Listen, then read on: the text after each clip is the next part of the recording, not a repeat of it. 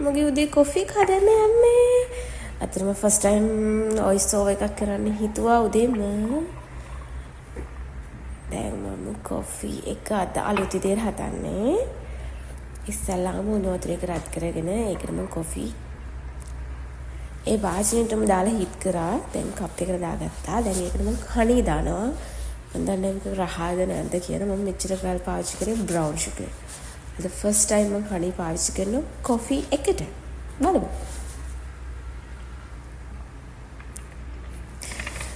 හම්බුණා ලංකාවේ බිස්කට් එකක් මම ආසම. ඒකත් එක්ක මම කොෆි එක බොන්න යන්නේ.